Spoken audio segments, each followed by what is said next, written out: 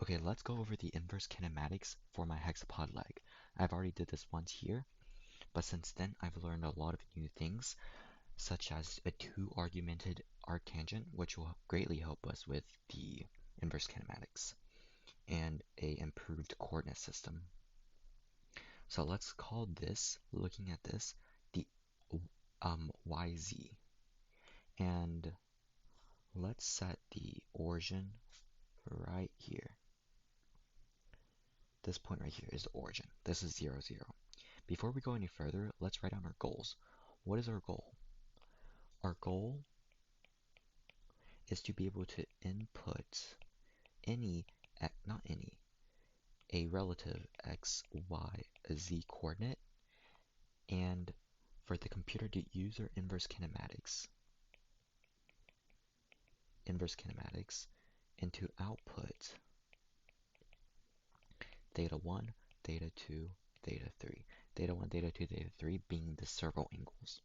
So essentially, we want to give the computer a coordinate, x, y, z, and the computer to automatically calculate the servo angles associated to moving the tip of the foot to those x, y, z coordinates. That's the goal of what we're trying to do in this video. So now that we have our origin here,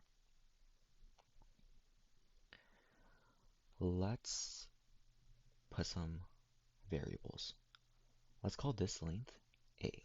This is our this is our femur length. The length of our femur. Let's call this B. This is our tibia length. And let's call this C.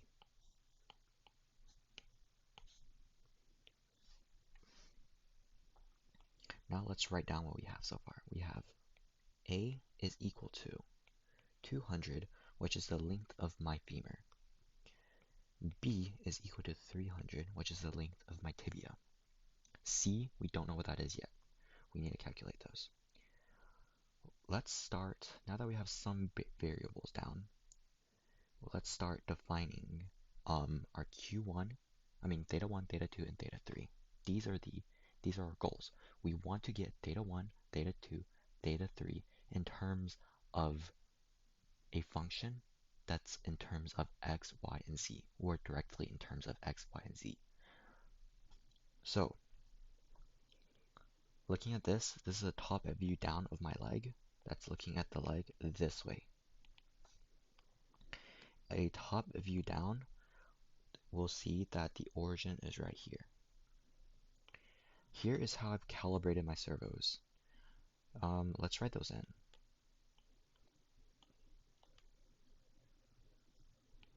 Let's choose a different color. Let's choose white. This is 0, and this is 180 degrees. This is 180 degrees, and this is 0 degrees for my servo. And for this is 0 degrees, and this is 180 degrees. How you can do this is simply write a Arduino code to make the servos go to 0 degrees.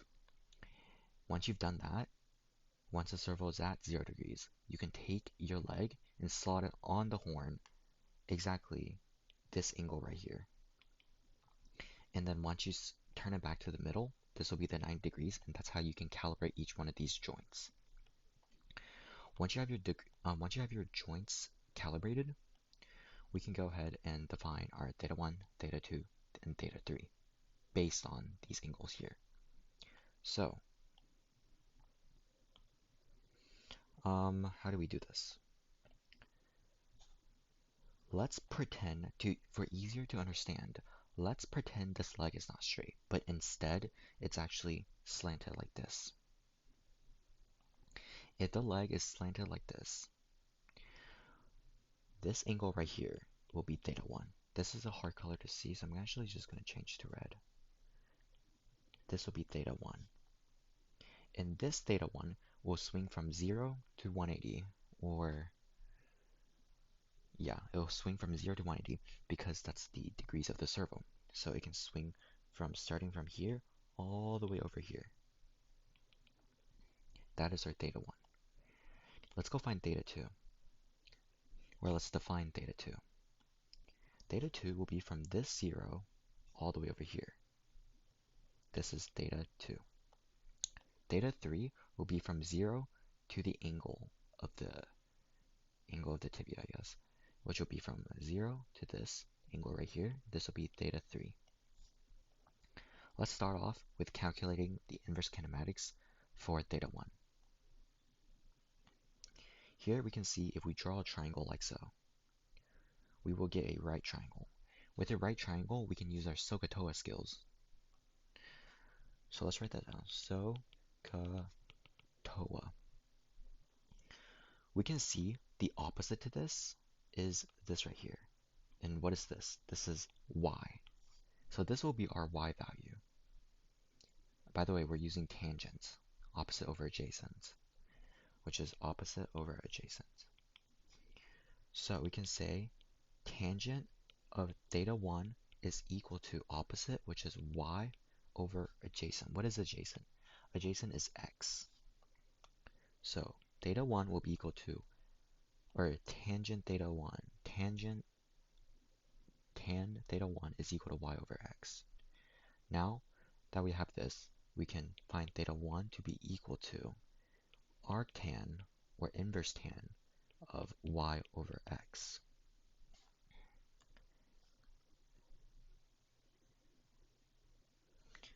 So this is where the two argumented arctan comes in, or two independent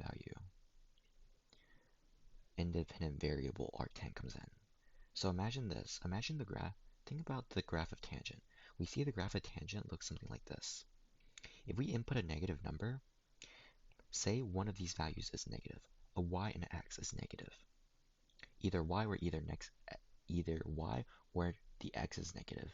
In that case, we're going to get a negative number out. So actually, we probably want to be looking at the inverse, which will look like this. Basically, when we put in a negative number, we'll get a negative number out, which is not what we want. This angle right here will be going from 0. So theta 1 is from 0 to 180. We don't see any negative number here, obviously. So there's something wrong with this. We need to change this, and that's where the atan2 comes in. So instead of this, we can write atan2 of x comma y. Let me check this just to make sure. So if I have atan y divided by x, what is atan2? I want to make sure so I don't make any mistakes.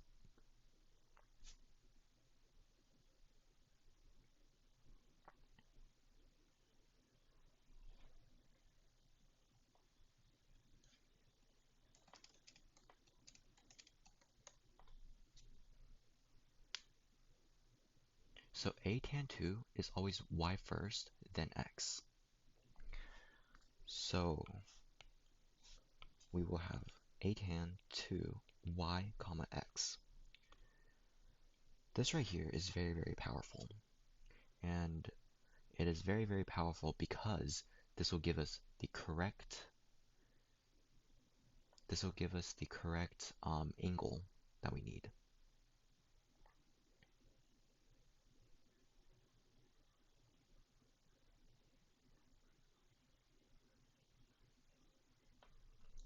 So, for example, if we entered in, say, x being a positive number and y being a positive number, let's say we enter input 1 comma 1.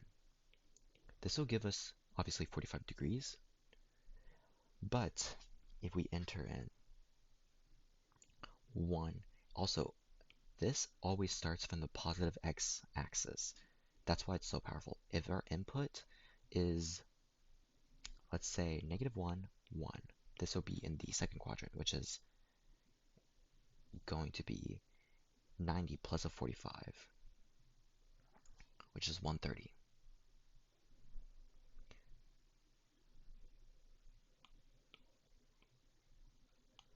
So this right here is very important. And with this, we have theta 1 calculated. Let's box this up. Now let's go ahead and calculate the rest. We need to calculate theta 2. We can see that theta 2 is made up of two angles that we can calculate. This angle right here, let's call alpha, and this angle right here, let's call beta. Let's start with calculating alpha. How can we calculate alpha? If you ponder this enough, you'll realize we can draw a triangle here, and this is a right triangle. Let's call this leg, let's call it R for now.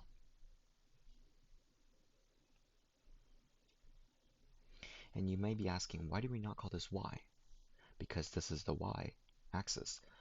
That's because there's a, and this is because from here to here is not Y. Because Y is from here to all the way over here. So let's define this entire thing as Y.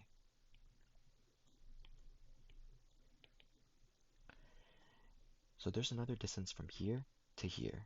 Let's call this L. L standing for coxa length. And we can box these up because these are essential. And let's also write L. L is equal to 62, which is the coxa offset, which is also the coxa length. In my case, it's 62 millimeters, so I write 62. Now we can write some equations to find what R is. Well, we're given Y, we're given L, so, and we know that L plus R is equal to Y. So what is R? R is equal to Y minus L.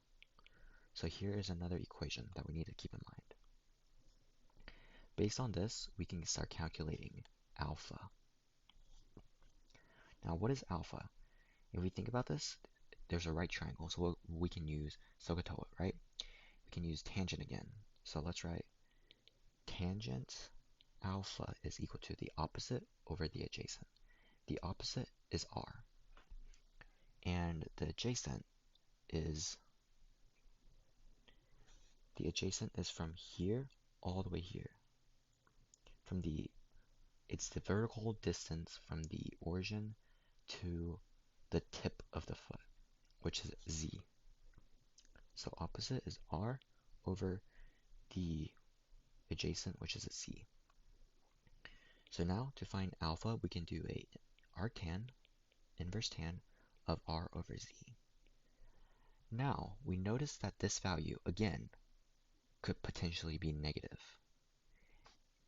So we want to also use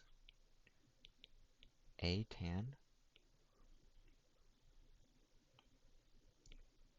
the two argument arctan of R comma Z.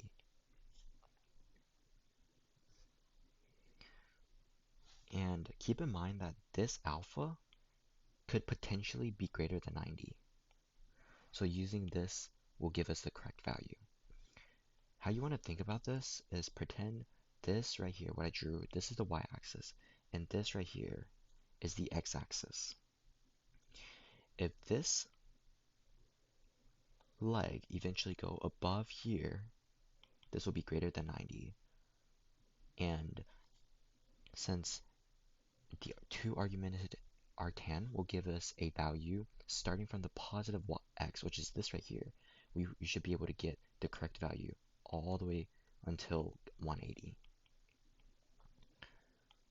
So that's not going to be limiting anything, so which is good. So we have alpha now. But remember, our goal is to find theta 2. Theta 2 is, let's write this out actually. Let's write it here. Theta 2 is equal to alpha plus beta. So we have one component figured out. We have the alpha component figured out. We still need to figure out the beta component. Now we don't see a right triangle, so we can use a law of sine or a law of cosine. In this case, let's use the law of cosine.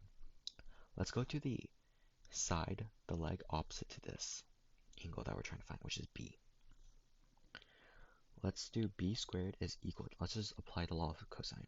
B squared is equal to a squared, the two adjacent legs, a squared plus c squared,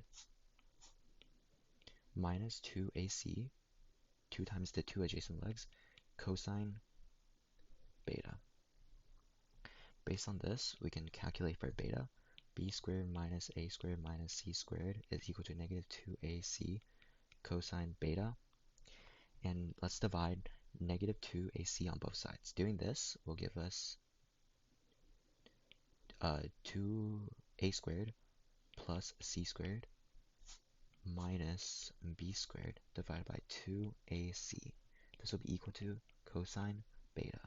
Now let's solve for beta. Beta is equal to arc cosine of a squared plus c squared minus b squared. This will all be divided by 2ac. Now that we have both alpha and beta, we know what theta 2 is. Theta 2 is equal to alpha plus beta, which is arctan 2 r comma z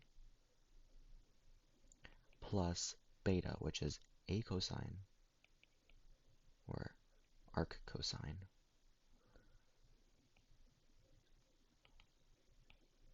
a squared plus b squared minus c squared, I think. No, a squared plus c squared minus b squared, all divided by 2ac.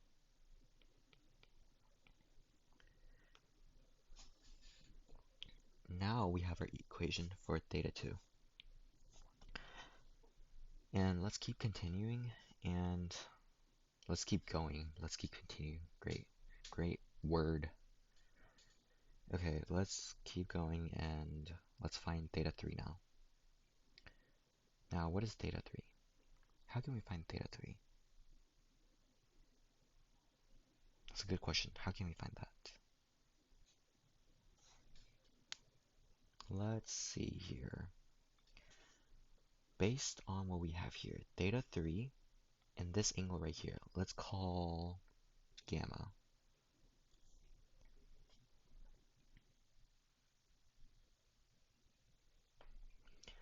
Calling this gamma, we realize that gamma and theta 3 is a supplementary angle. I think that's what's called. Basically, they add up to 180 degrees. So let's write that out. Gamma plus theta 3 is equal to 180 degrees. Based on this, we can derive theta 3 to be equal to 180 minus gamma. Now let's start calculating what gamma is and where to find theta 3. Here we see that's in the same triangle. We can use law of sine or law of cosine. We already did law of cosine, so let's stick with that. Looking at the angle, or I mean the side straight across from this angle, we see c. So applying our law of cosine, we'll do c squared is equal to the two adjacent sides squared, which is a squared plus b squared, minus 2 times adjacent, 2 times the two adjacent sides, and that's not an adjacent side, it's ab cosine gamma. Doing the same math, we get c squared minus a squared minus b squared is equal to negative 2ab cosine gamma, and dividing both sides by negative 2ab, we get c squared. Actually, no. We get a squared minus plus b squared minus c squared divided by 2ab will be equal to cosine gamma. Let's move this entire block. Actually, let's move this entire block somewhere else so we have more room to work with. Let's move it here. Now we can take the inverse of both sides. So a cosine, inverse cosine of a squared plus b squared minus c squared will divide by 2ab is equal to gamma. Now based on this, since we have gamma, we can find theta 3. And remember, theta 3 is just equal to 180 minus gamma. So theta 3 is equal to 180 minus all of this.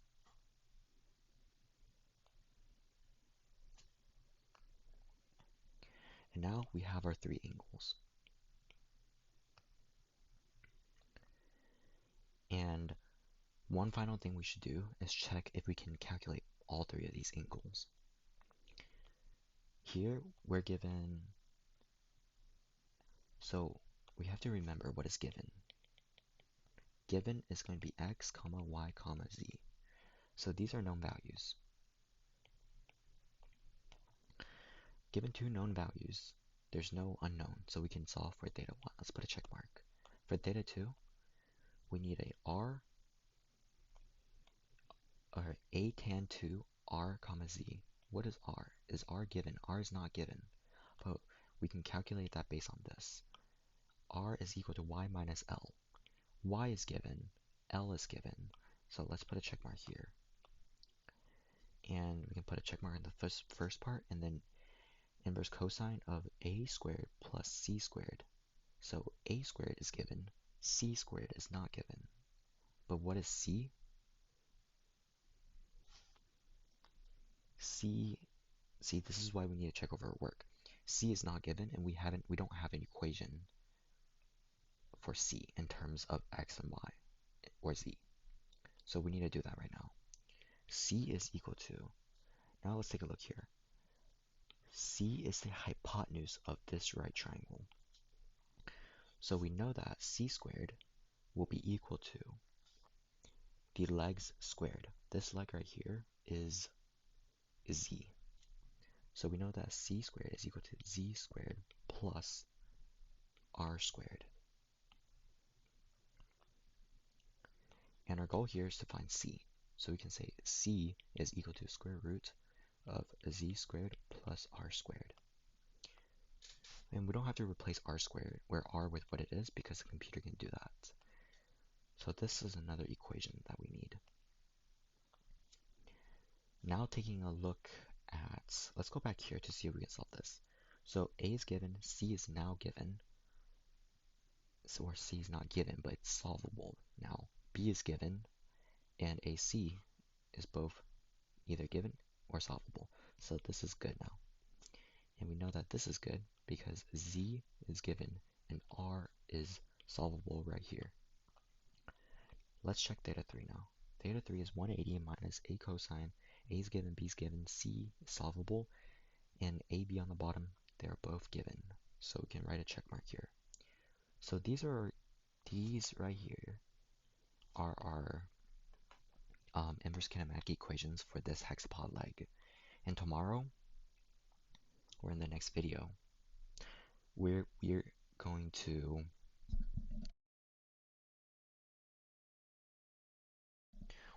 use ChatGPT to help us program and write this code in Arduino because I have no idea how to code, but I'm very good at using ChatGPT, so that's what we're going to do.